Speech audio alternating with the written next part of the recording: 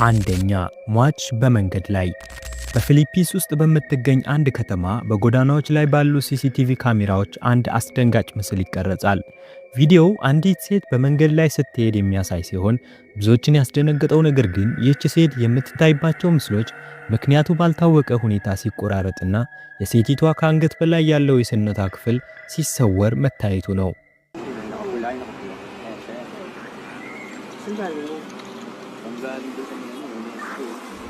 Sa may Maligayas lang yan. Yan ang mabuti sa mga lang yung ang tani. Ayan, beach doon. Masira yung CCTV natin. Ayan o. Pa-check kay Sanchez yung CCTV. Bakit yun? Wala yung ulo. Matingin ng bangka?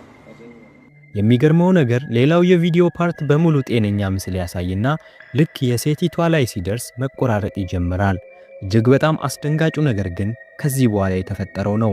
በፊሊፒንስ ሀገር በሚነገርና አብዛኛውን በሚያምኑበት አፈ ታሪክ መሰረት አንድ ሰው ፎቶግራፍ ላይ ከአንገት በላይ ከተቆረጠ ወይም ከምስሉ ከወጣ ያ ሰው በቅርቡ እንደሚሞት ያምናሉ።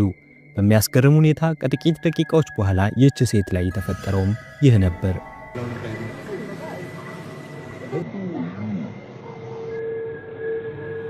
አንድ ተሽከርካሪ መንገድ ጥሶ ወደ እርሷ በመገስገስ አደጋ ያደርስባታል።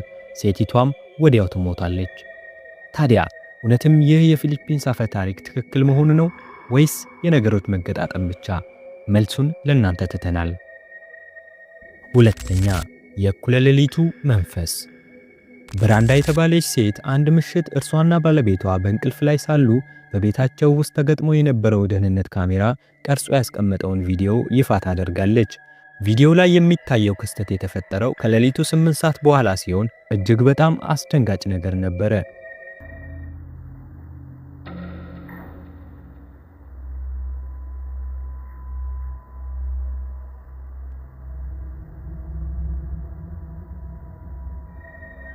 ኃይለኛ ብርሃን አንድ ጊዜ ይበራና ከዚያም አንድ ጥቁር ጥላ መሳይና የሕፃን ልጅ የሰውነት መጠን የተላበሰ ነገር ወደዚህ ሲወጣ ከዚያም በቅጽበት ተመልሶ ሲሰወር ይታያል።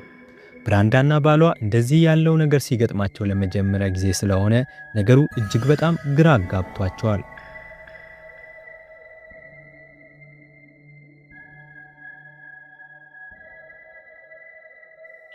ሶስተኛ፣ የኪራይ ቤት መዘዝ። ካርተር የተባለ ወጣት አዲስ ቤት ተከራይቶ ወደ ቤቱ ከገባ በኋላ አንዳንድ አስፈሪ ነገሮች ይገጥሙት ጀመር። በአንድ ምሽት ላይ ካርተር በቤት ውስጥ ብቻውን በእንቅልፍ ላይ ሳለ የፒያኖ ድምፅ ከሳሎን ቤት ሲመጣ ይሰማዋል።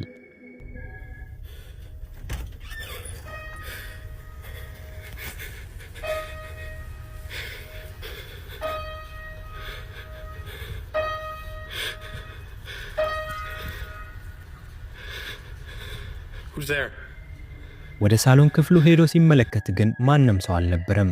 በኋላም አንድ ሌላ አስደንጋጭ ነገር ይከሰታል።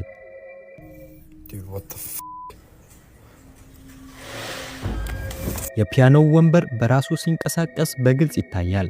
ከዚህ በኋላ ግን ካርተር እዚህ ቤት ላለማደር ወስኖ ወደ ጓደኞቹ ቤት ለመሄድ ይወጣል።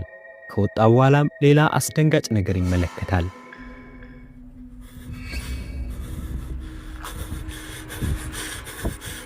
የቤቱ መብራቶች በፍጥነት ሲበሩና ሲጠፉ ያስተውላል።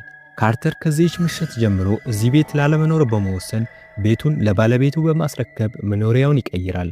የኪራይ ቤት እንግዲህ ትርፉና መዘዙ ይህ ነው። በቤቱ ውስጥ ምን ሲደረግ እንደነበረ የሚታወቅ ነገር የለም። አራተኛ፣ ሰላቢው መንፈስ። በአንድ ሌሊት አንድ ሰውዬ በጊዜ ወደ ሥራ ለመሄድ አስቦ ወደ መኪናው ያመራል። ሰዓቱ ንጋት 11 ሰዓት አካባቢ ስለነበር ጨለምለም ያለና ማንም ሰው በቦታው የመታየት እድሉ አናሳ ስለሆነ ሰውየው ምንም ነገር አላስተዋለም።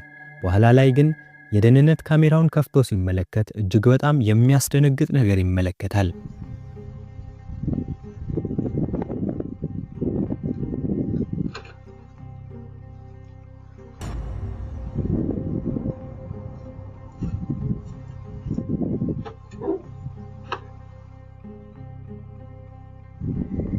ቪዲዮ የሚያሳየው የሆነ ሰው መሳይ ነገር ከሰማይ የወረደ ይመስል ከየት እንደመጣ በማይታወቅ መልኩ በቪዲዮው ውስጥ ይገባል። ከዚያም ተመልሶ ወዴት እንደገባ ሳይታወቅ በቅጽበት ይሰወራል። ነገሩን ለማብራራትም እጅግ በጣም ከባድ ስለነበር ሰውየው ግራ ተጋብቶ ነበር። በደህንነት ካሜራው የተቀረጸው ቪዲዮ ሙሉ በሙሉ ጤነኛ ነው። ስለዚህ የካሜራ ችግር ሊባል አይችልም። ታዲያ ይህ ነገር ምንድነው?